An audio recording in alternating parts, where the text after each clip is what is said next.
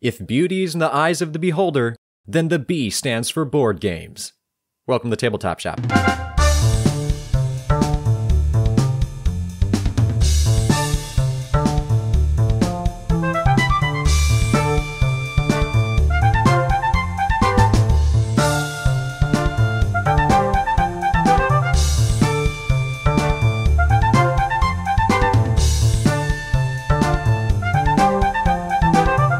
Hello and welcome back to the Tabletop Shop Podcast. This week, we will be talking about one of Stonemeyer's most popular games, and afterwards we will be delving into a little bit of some beautiful games that are on the market.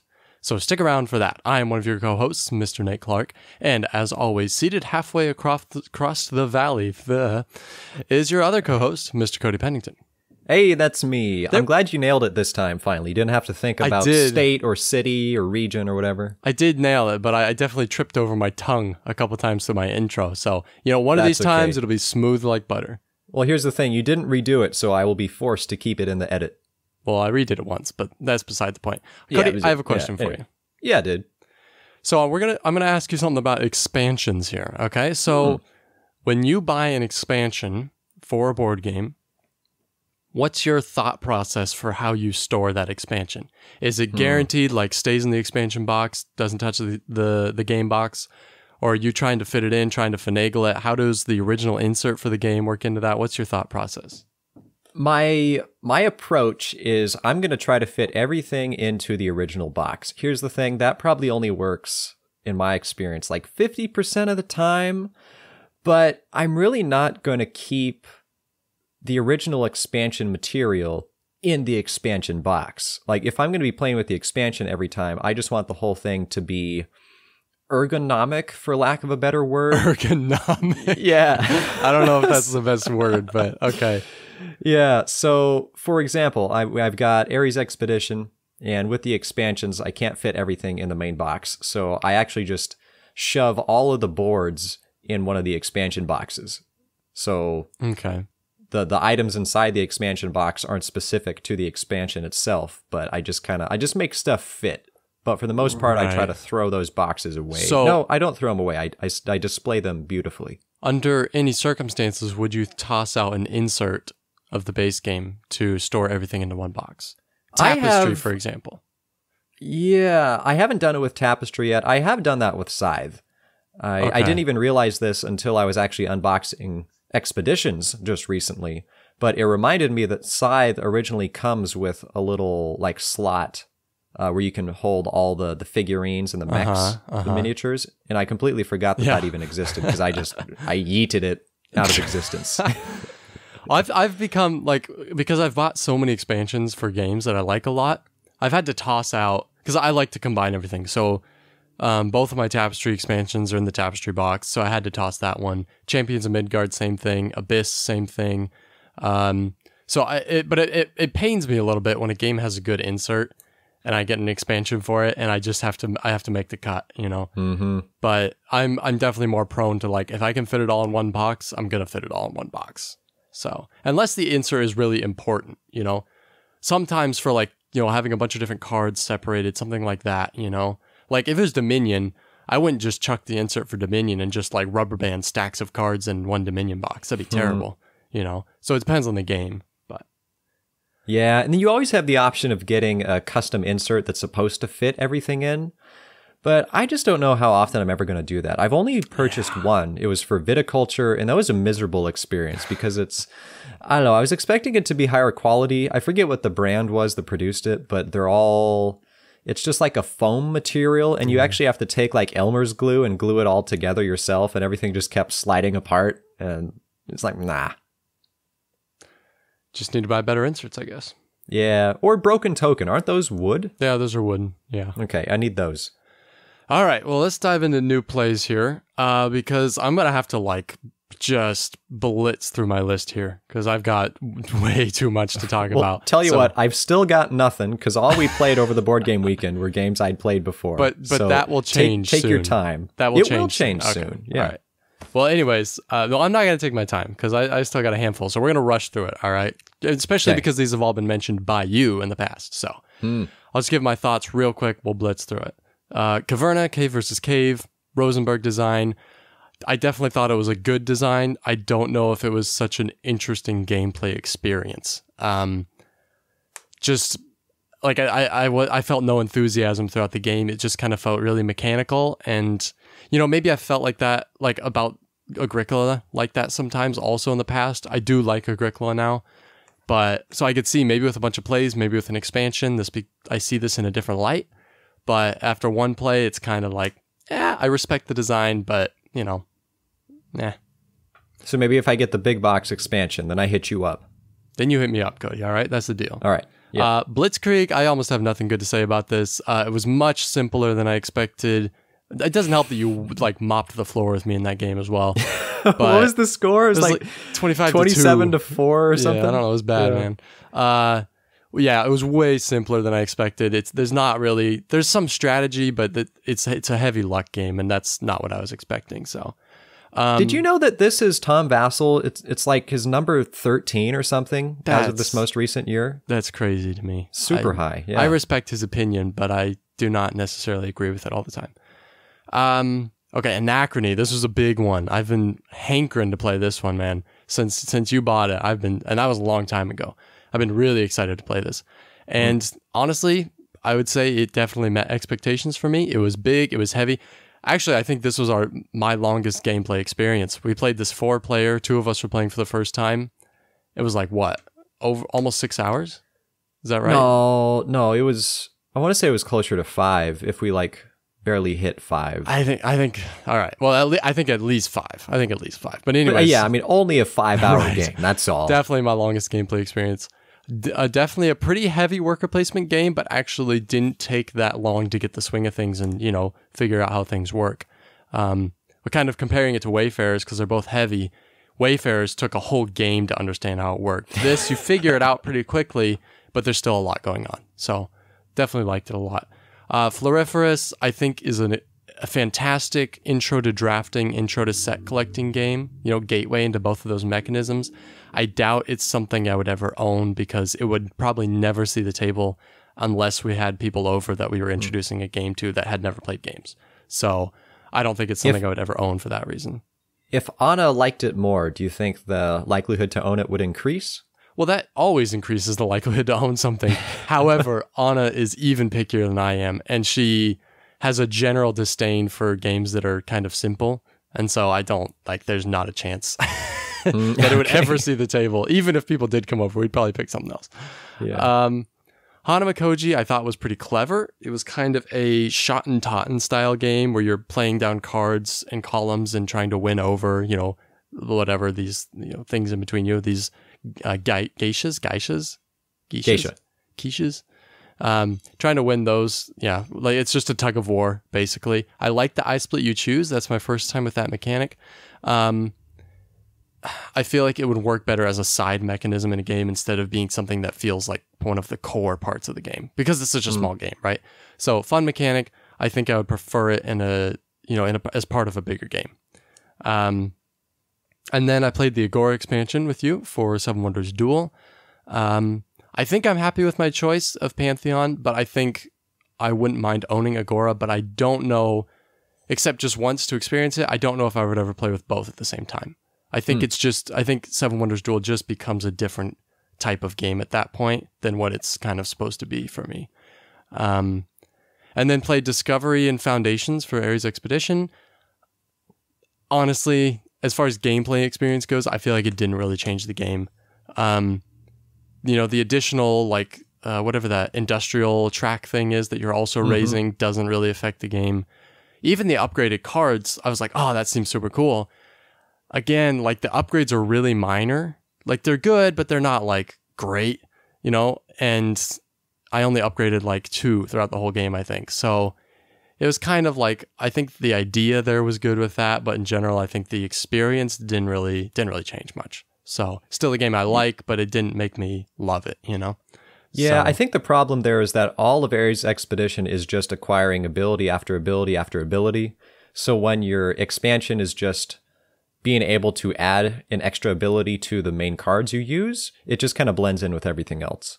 Well, but I think if they had made the upgradable like being able to upgrade your cards, if they had made those cards more powerful, then I think that would have been something interesting. Where if I was like really like stoked, like, oh yeah, if every time I get an upgrade card, it's like a no-brainer, that's cool, you know? Still, you have to pay an appropriate price. But like there were a lot of times I was like, upgrade a card, let me look at my upgraded cards, and I'm like, yeah, I don't know. I don't know. I don't think I'm going to focus on it. I don't think it's worth it, you know? A lot of times I was, not a lot, because there's not a ton of cards, but I think there was at least one, maybe two that I turned down, because I just didn't want to upgrade a card, you know?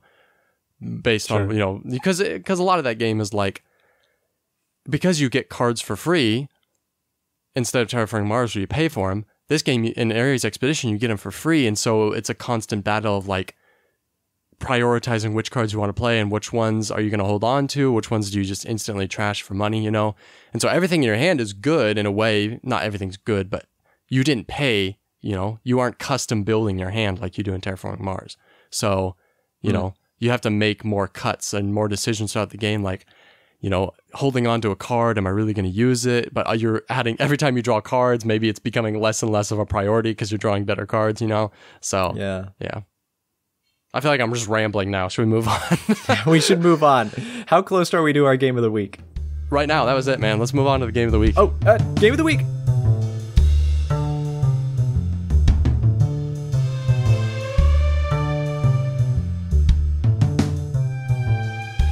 Well, Cody, I think if you want me to explain a game at some point, we should start doing games that I'm more familiar with. But for now, sure, I got you. It's back on your shoulders, my man. But this one, I think you're actually comfortable explaining. Yeah. Correct me Here's if I'm the deal, my dude. I am currently editing something that has already been filmed and compiled, which is a basic to advanced strategy guide for Wingspan. This is a game that I have, I think, over 150 plays under my belt. So I do feel pretty comfortable with good old Wingspan. You said this is a Stonemaier game, and you are correct, but this is not a Stegmaier game. Important clarification. Done by Elizabeth Hargrave or Hargrove?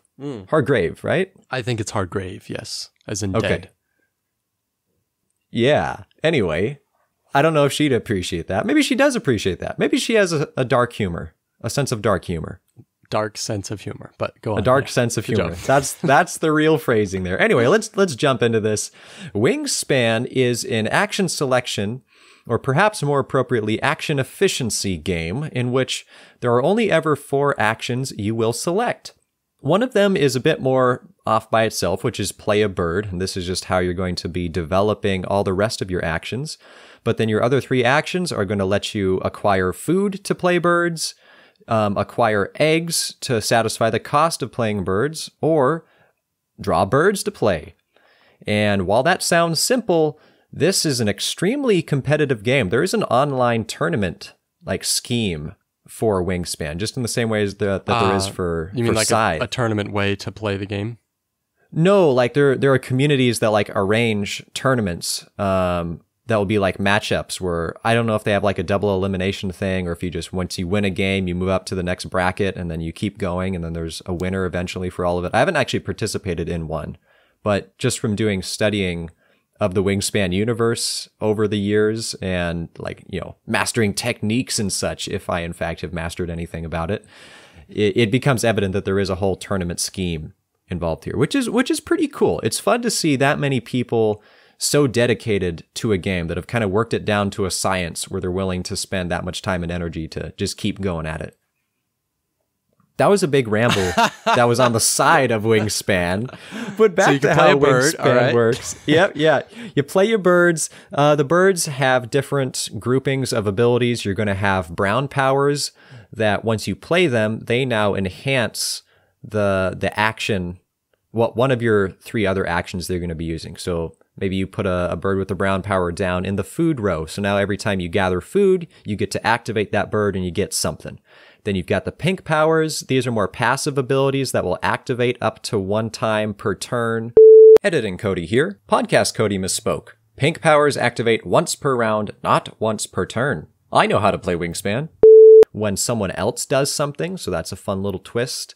Then you've got your white power birds, which are just one-off abilities, sort of your instant effects that are a little bit more powerful, that will do something. In some birds, they're just worth points. and they give you some stats, but they have no abilities to them. And this is again, it's especially action efficiency because it's not like Scythe or Terraforming Mars where you go until a certain like end condition is met. There's actually a specific number of turns that you play. So you play through 4 rounds, and there's a decreasing number of turns each player takes in those rounds. And then afterwards, whoever has the most points based off of the bird faces and some other like additional scoring criteria, like there's end of round goals you're competing for, as well as some personal bonus cards that you're trying to qualify for to get as many points as possible. You add those up, and get this, the person who has the most points, they win. So you talked about the, like you get less and less actions every round. Mm-hmm. Let's talk about that a little bit. How do you feel about that? This, like you start with whatever it is, 6 or maybe 7, is it? 8, but same thing. Okay. Yeah. And then, over the course of whatever, like 4 rounds, you're doing 1 less action every round. What are your thoughts on that as far as it is concerned within this game?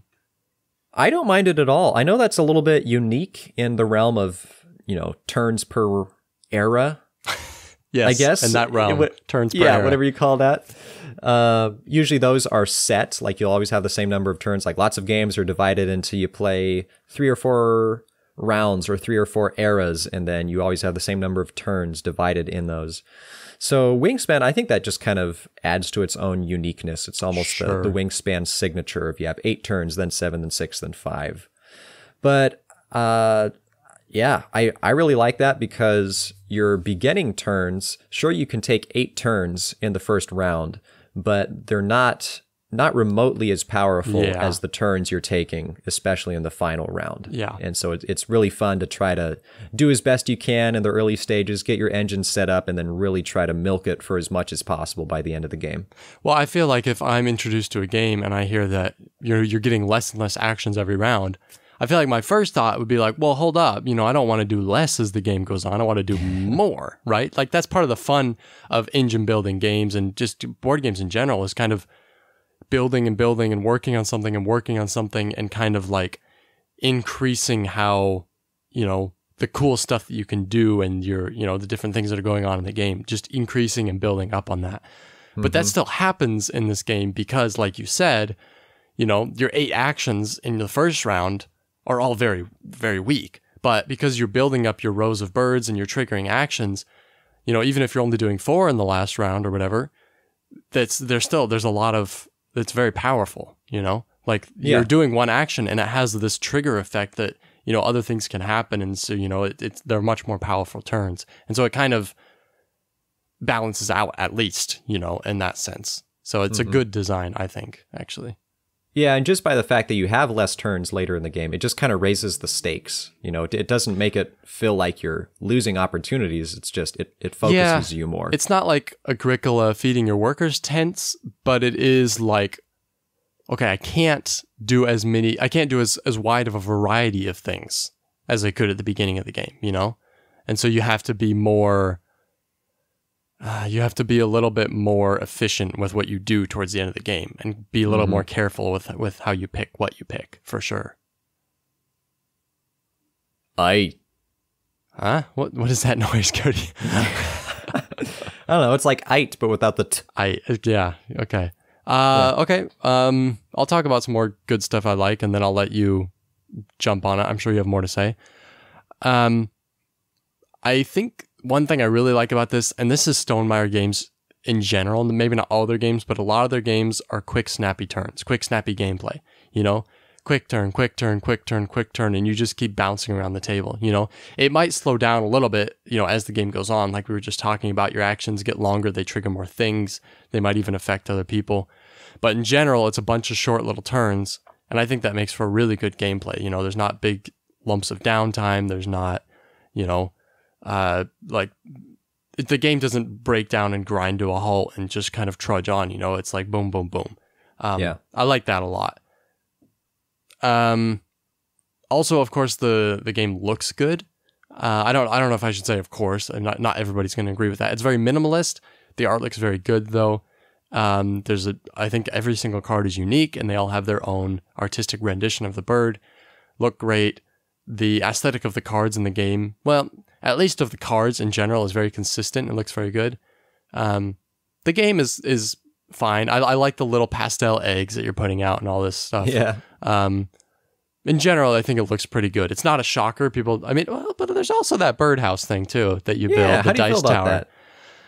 It's really stupid, but Whoa. well, it Whoa is. there. Like, it's completely unnecessary. I'm not a fan of dice roller things in general. Like, I would never use one, I don't think. But like, I think it's pretty gimmicky, but at the same time, it looks cute, so like, it's a pro and con thing. Yeah. I will say it's hard to roll dice in that dice tower. It's really you hard. You have to sort of shove them in from the side as opposed to just dropping them straight Most down. of the time, one doesn't make it and it bounces on the floor. Yeah. I played the digital version for so long that I kind of forgot about that part. Yeah. It's like you're putting them in one at a time, or you try and shove them all in and then one doesn't make it because the hole's too small. Yeah, whatever. And also, I appreciate, again, the huge deck of cards with entirely all unique cards. I love that. I think it's a balancing nightmare, I would expect, from a designing perspective, but it seems like it's done really well, and I appreciate that from a gameplay perspective. So, Yeah. I think it's well done. I think it's really well done. Yeah, it is, I think, pretty well balanced. There obviously are some OP'd birds and some, I guess, underpowered UP birds. UP'd birds? UP'd birds. Let's not say that again. Well, I think what's important is that there aren't very many cards that are dependent on other cards, It's like, well, this card, I can't play it, or it's really terrible unless I play it with another card, That's something that Dune Imperium not struggles with, but it's something I notice sometimes in Dune Imperium. It's like, oh, I can play this card if it has Fremen Bond, but I haven't bought any Fremen cards. And, so it's like, I feel like in a lot of other cards with huge decks, sometimes you miss out on these connections and these opportunities because the deck is simply just too big, But this game, there's not too many interdependencies, which means in a way you don't have these kind of funky, cool abilities of cards playing off each other. But at the same time, it's not a strike against the game, where it's like, well, this card's basically useless because the odds of me getting something it works well with are, slim to none. So I think in a way, it's a good choice to not have too much of that kind of stuff. Yeah. I'm not sure if I entirely agree with that. I think maybe it's technically correct that a given card does not require another card to perform well. But in my experience, the game is 100% all about synergies. So you have to get birds that play well off of each other. And granted, there's multiple options and multiple combos. So one bird may play well off of a variety of other birds, but you still need those synergies if you really want to do well at the game.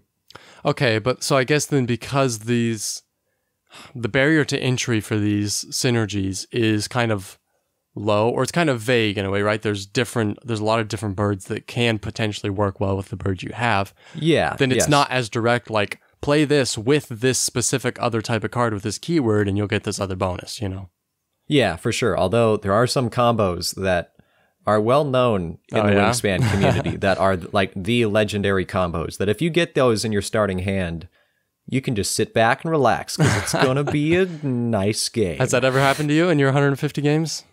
I'm sure it has. I've gotten those birds individually in my starting hand. Probably a couple of times I've gotten both of them, but it's, pretty rare. All right. Well, feel free to piggyback on anything I said and, extrapolate on anything I said for likes. All right. Wait, how about I just say what I want to say? Is that too much for you? Well, is Cody, that a problem? I use the expression feel free. So I feel like I'm implying you can do whatever you want, even though I gave you a suggestion. All right. Well, I'm going to ignore that, and I'm just going to do so, Cody. I'm just going to try. Thanks, man. Appreciate that. I do feel free. I'm in America, free country. For now. That was ominous foreboding. Impending doom. Okay. Yeah. Anyway, what I like about the game, this is always a puzzle. Again, I have played more than my fair share of Wingspan games, but I am still always happy to approach it like every time. I think maybe I go through little seasons of I play it like 40 games in a month for maybe a couple of months, and then maybe I set it aside for a little bit, then I come back. Yeah. I mean, it's so easy to do if you have the digital version. You just keep playing against bots and you just keep loading it up. But every game is a puzzle. You didn't really mention this when talking about it, but every single card in the game is unique. There are no duplicates. Yeah. There are some similar birds, like very, very similar, but it's not like a deck builder where there's like multiple copies, like 3 or 4 copies of the same card. You can get a bunch of them. And so because of that, you're always going to have a unique starting hand. You always have to make a decision on what cards you're going to start with and which cards you discard in order to take food. And then you want to figure out how you can progress. What are the new available birds and how can you pull those out of the draft, or not the draft, the market. Well, I was going to say the meadow, but that's Everdell. Yeah, the market, whatever they call it for Wingspan. It's kind of sad that I don't remember. I guess the tray. I never play with the tray when I play the physical game. I'll get to that as a dislike. Spoiler alert. But yeah, I lost my train of thought. Getting cards is fun, and you can make cool things, and it's always a puzzle. Boom. I guess I agree. Was that good? I like the cards that trigger other, like, not that trigger other cards, but like the cards that are all in the same row that you get to trigger multiple abilities. There's a very cool trickle down effect.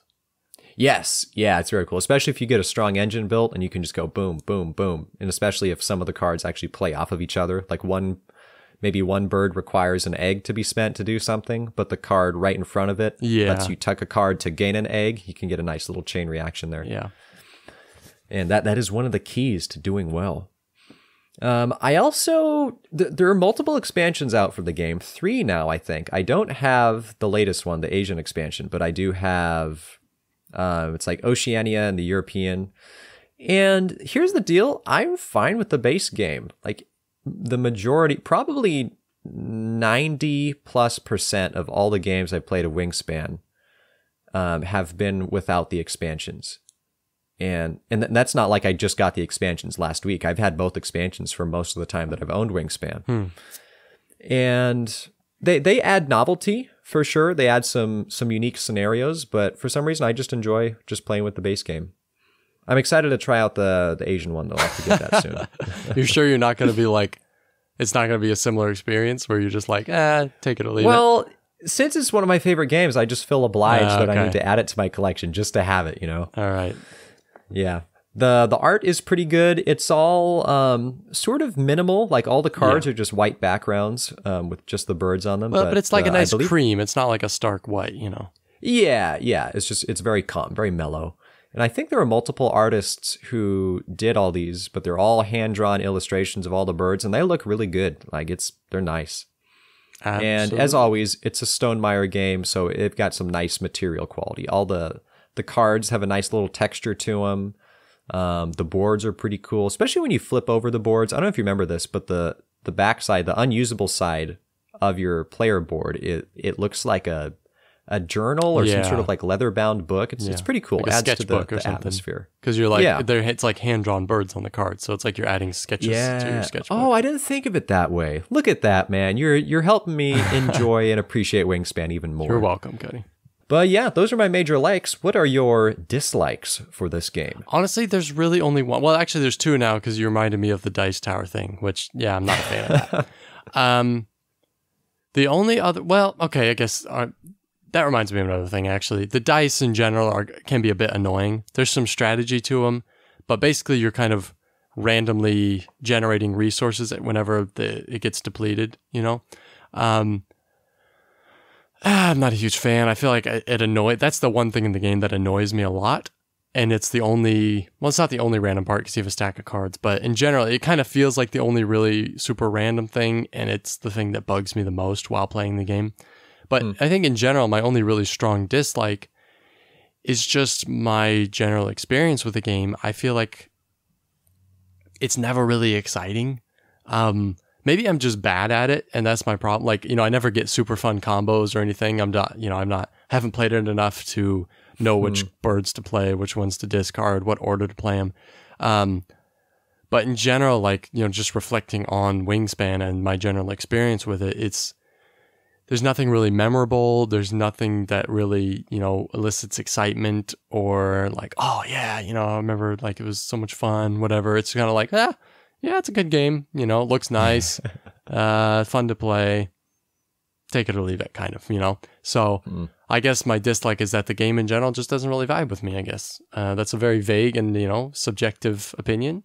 But hey, take it or leave it, my opinion. Yeah. If opinions could be wrong, then you would be wrong. But since opinions are subjective, I'll let it slide. And I believe, Cody, that I might feel the same way about your opinion, but... Which is another opinion that could be wrong. So I'm interested to hear if you have any negatives. I do. The card tray you already mentioned. Yeah. Yeah. So the card tray, that was the first one. The other one is tucking cards. This is a thing you do. Some birds require you to literally tuck a card from your hand underneath them, and then that counts as a point at the end of the game.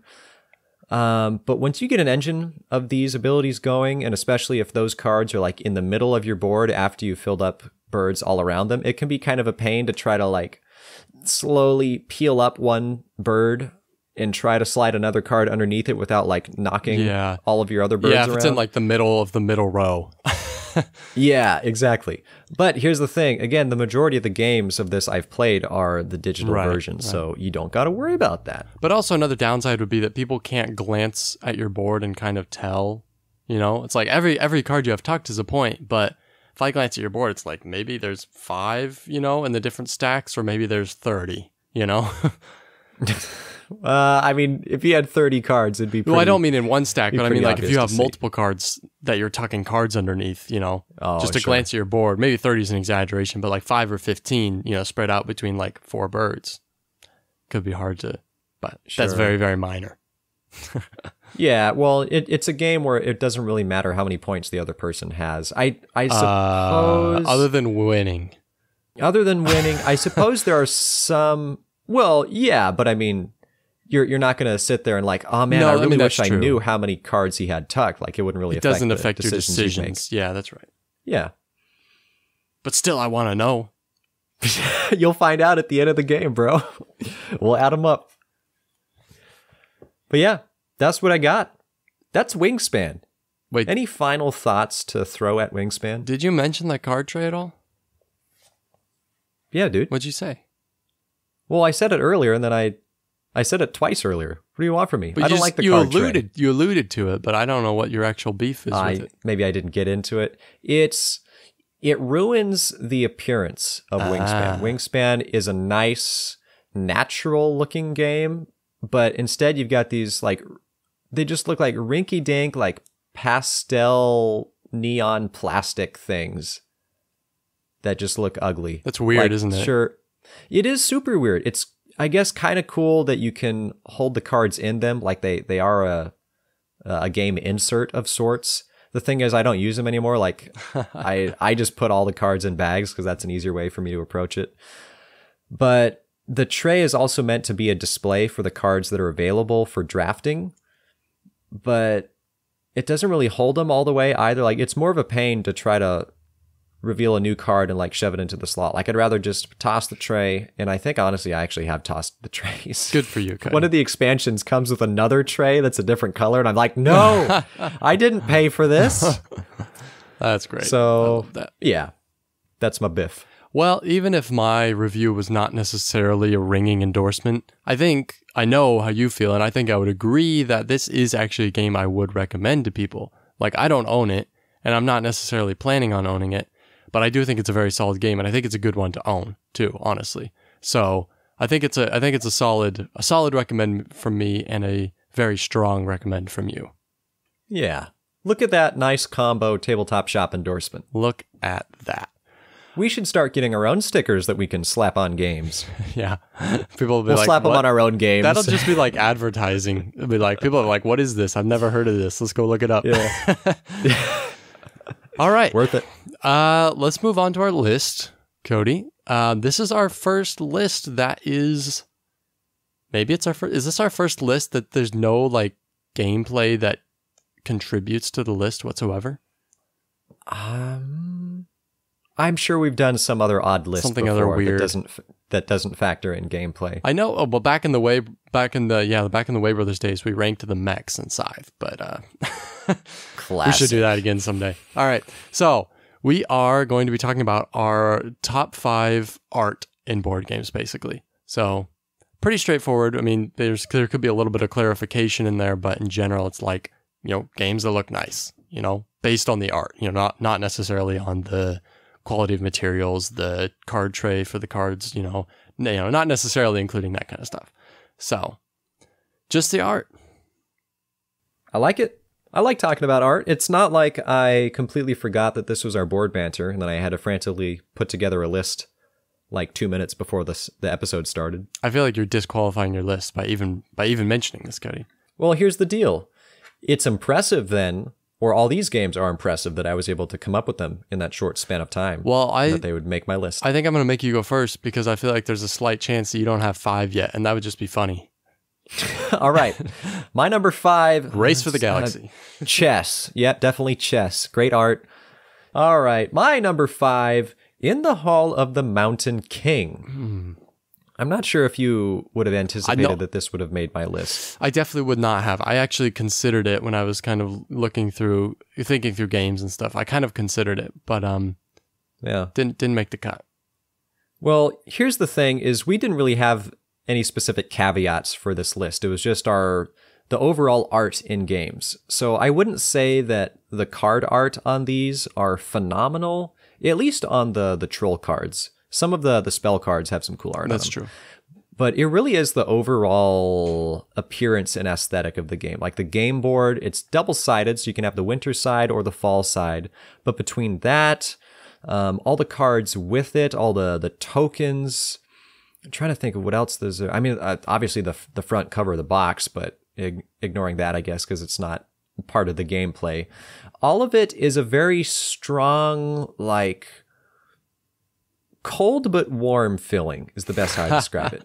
Imagine you're playing Skyrim. It's all frosty outside, but you go say hi to the blacksmith and he's got his forge going and it just feels like nice and warming amidst all that. That's what In the Hall of the Mountain King feels like to me. I feel like that's a pretty apt analogy. I like that. Hey, thanks, yo. Okay, my number 5 is kind of out of left field, I feel like here. You definitely would not have expected this. Right. Raiders of Scythia.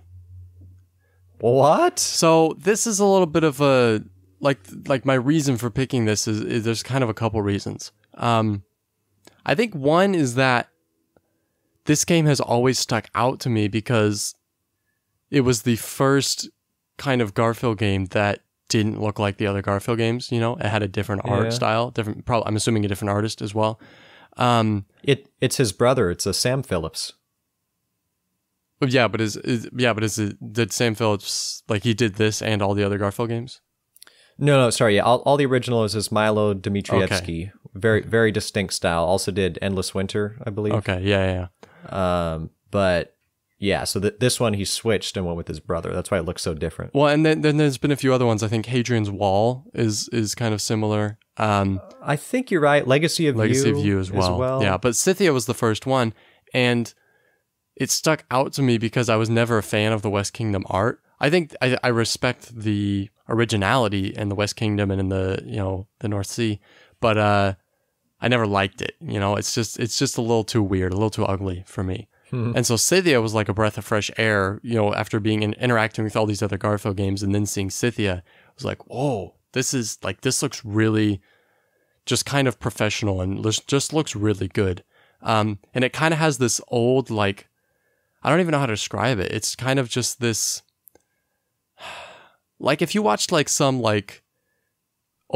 video of like, some YouTube video about like, history of the world or something, and they did like this kind of like segmented art style where it's kind of semi-realistic but kind of very cartoony at the same time. It's like this weird blend. Anyways, I really, so as far as like the character art and everything, I really enjoy that. And then I think the board just looks nice. It's the same. The gameplay is the same as North Sea, right? So it's like you're kind of progressing through different, in Scythia, progressing through different civilizations, and the art style changes as you go through. And I think there's even a few like, kind of like, what are they called? Easter eggs and throughout the game board as well. So in general, I just like the aesthetic that the art brings.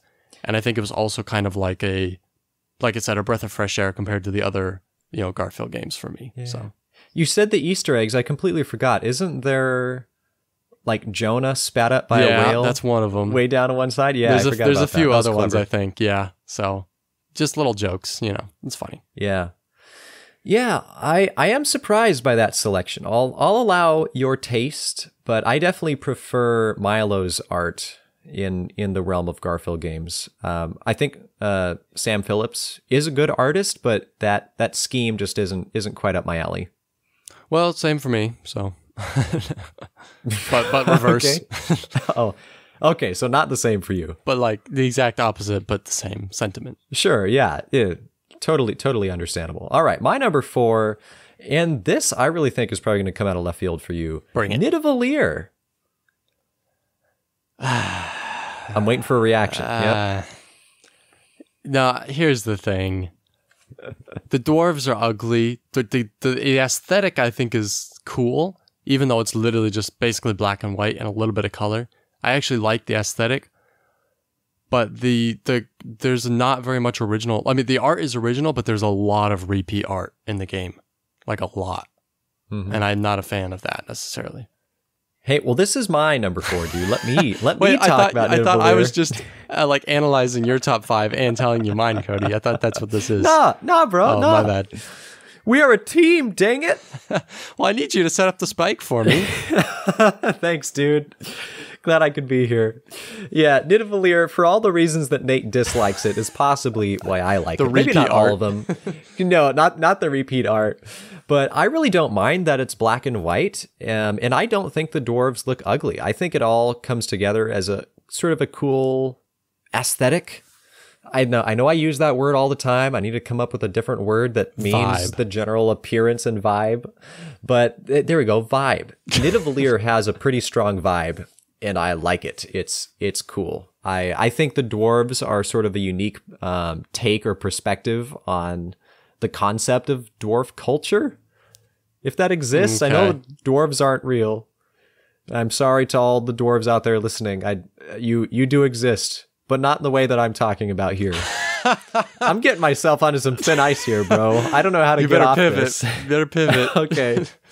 But I think it looks really cool. It's there's like some of the like minor dwarves, they almost have like a steampunky look to them. I don't know what's going on there. Maybe I'm just misinterpreting some of the art.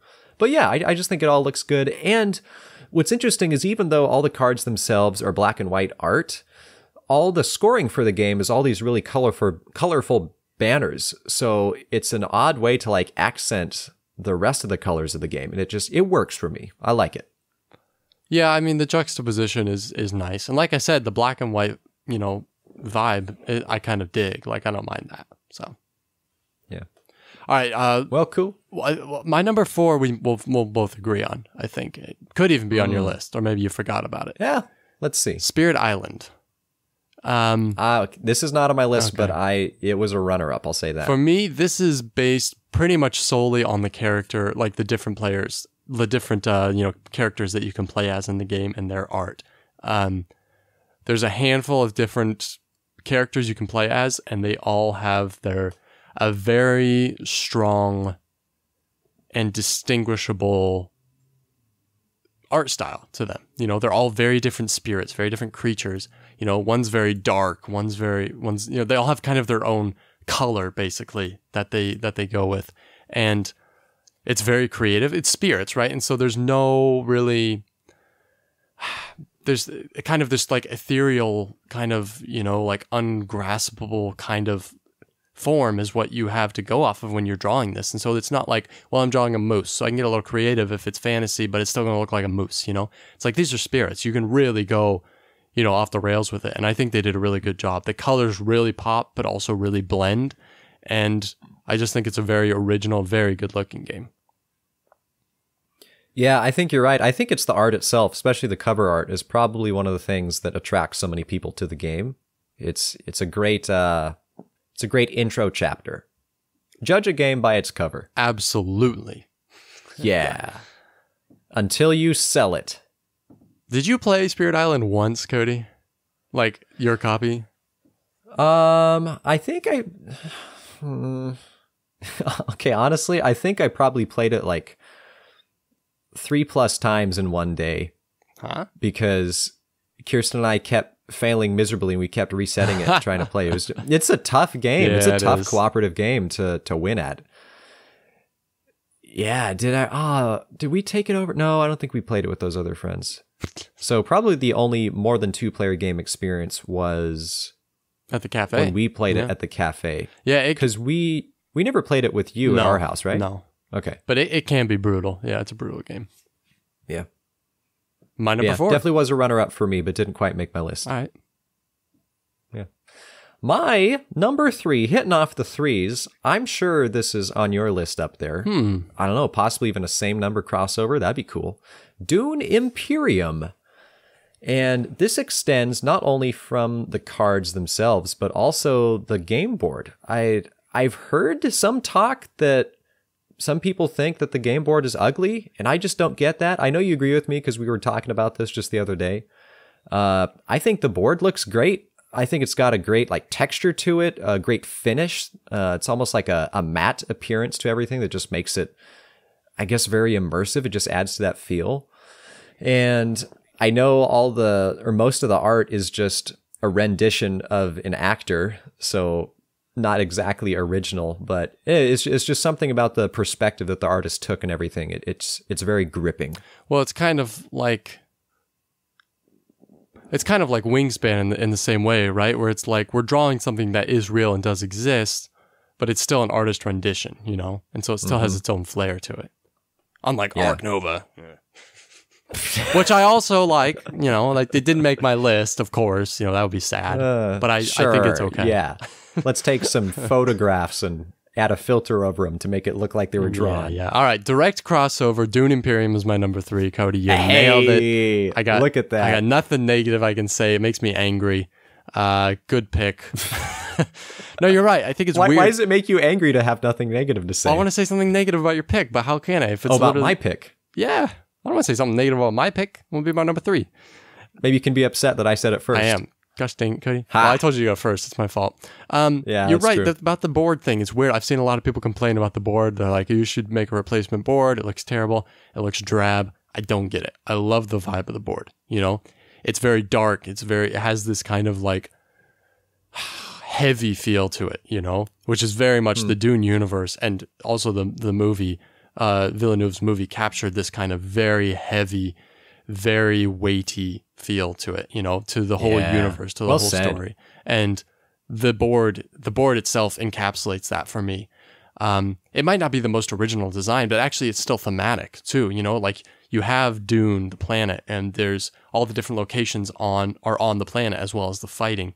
But then, you have off to the side in space, you have the different factions, except the Fremen one, which is still kind of sitting on the Dune planet. And then so everything kind of works thematically as well. And then I'm a huge fan of the cards. I love the art too. The character art and everything I think looks phenomenal. I think it's a good rendition of the movie art, but also a lot of original art as well, as they've been making expansions and stuff. So in general, yeah, absolutely love it. Yeah. Let's now have a moment of silence for the delayed release of Dune Part 2. And my number 2, Nate. I'm curious what our top 3 is going to be here if we're going to have additional crossover, because I'm sure my number 2 is on your list too. Really? But is it 1 or is it 2? I don't know. Unless you feel differently. I'm wondering if I forgot something then, because I don't know. We'll see. Okay. My number 2 is Scythe. Good old Jacob. I don't even remember what his last name is. The guy who is responsible for the existence of the Scythe universe that Jamie Stegmaier then adapted into a board game. The 1920s plus universe is what it's known as. But, I mean, how can this not make the list of top 5 art and games? Because the game itself was inspired by art. And so if the game does not have good art, then that is a sad day. Yeah. Yeah, so such a cool universe. It's not just the art style, it's what the art is portraying. This I've heard it described as diesel punk is this realm. Yeah. Where you've got some dope diesel technology and mechs, but in the World War I era world and post World War I. You've got like everything related to the factory, and the special cards is sort of this glowing blue energy that kind of lights up everything else, because it's like all the rest of the art has sort of a gray tinge to it, but it's always offset by the colors. So there's villages where there's like red sheets and clothing like hanging up in the clothesline to accent everything else, and there's lots of yellows, and yeah, it looks nice, dude. It is excellent. It's an honorable mention for me. Oh, because, dude. Well, I was really torn on this one, but I felt like I just couldn't put it on there. You threw Raiders of Scythia above Scythe? Well, let me tell you why, Cody. I felt like it wasn't, and this is gonna sound terrible. I felt like it wasn't part of my gameplay experience that much. It's, dude. I mean, to me, you should be ashamed maybe it's of just this choice. Maybe it's just because I've played. The audience is booing. No one cares about anything else you have to say now, dude. You can't justify this.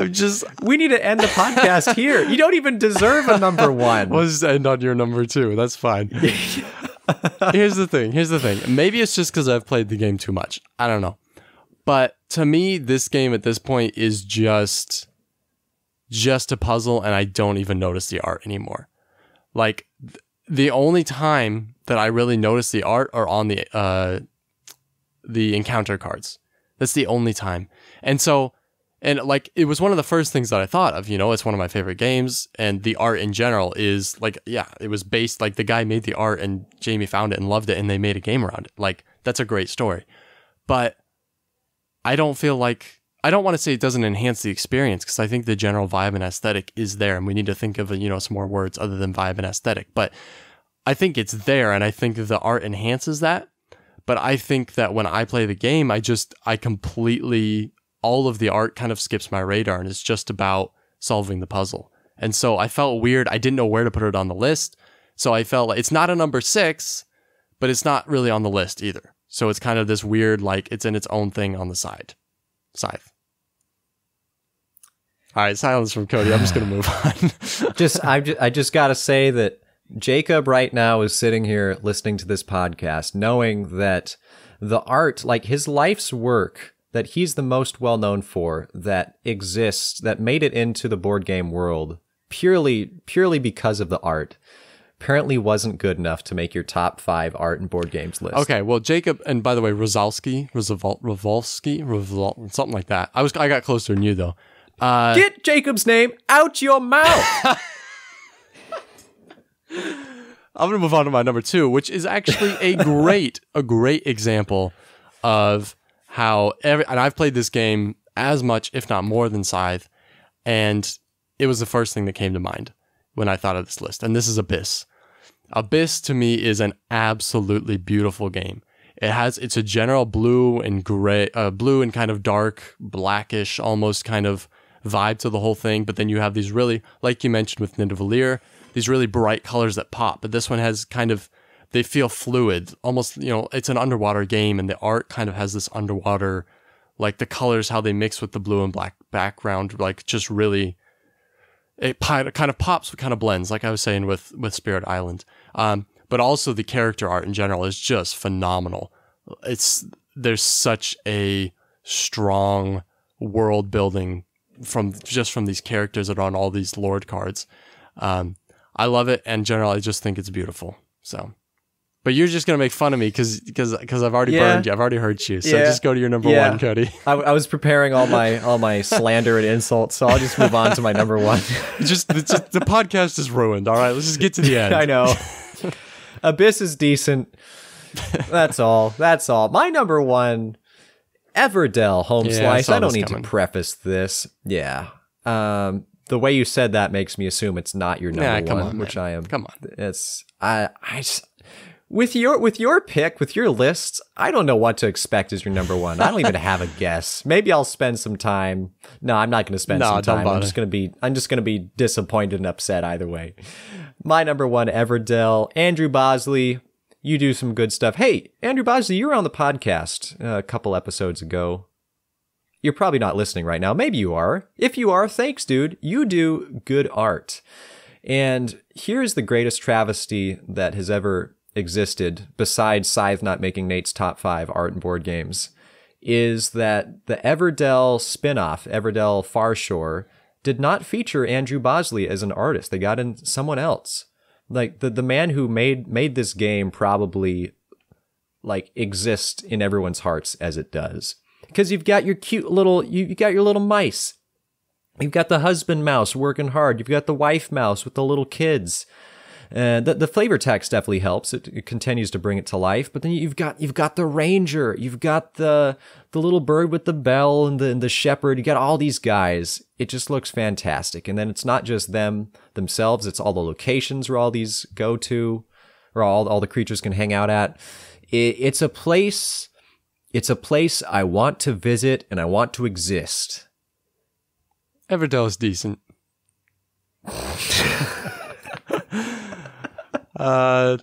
What's your number one? What is Everdell, it? I don't even care. Everdell didn't make the honorable mentions list. Sorry. You didn't make the honorable mention list. All right, my number one. You're a fraud. I think you're a fraud, Nate. I think you played this game.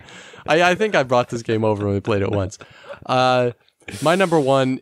The game would not exist without art. This is Dixit. Like Scythe? This is... Okay. That was a bad choice of words. No, this is Dixit.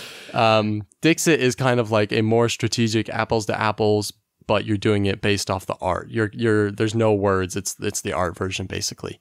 And I'm sorry for comparing it to apples. It's far superior in every way. But the art is so obscure and so vague, and every single piece of art in this game, you could just stare at it for like 5 minutes and find, 10 different meanings from what you're looking at. It's the pinnacle of creativity in art. I think it's this kind of creativity and originality that I think is absolutely amazing, and it wouldn't fit in most games because it's there to make you think. And that's actually part of the game, is coming up with clues that are woven, that come from the art that is in this game. And so you get these just absolutely incredible kind of mind-bending pieces of art that are in this game. I absolutely adore it. Yeah, sure.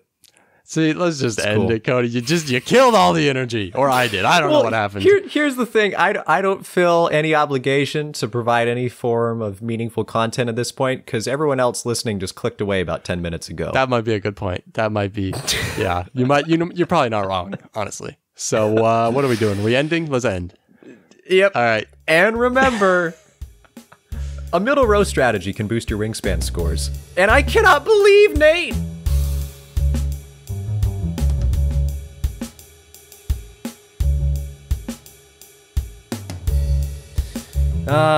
Listeners, friends, and family, we're all gathered here today to mourn the loss of the credibility of Nate Clark.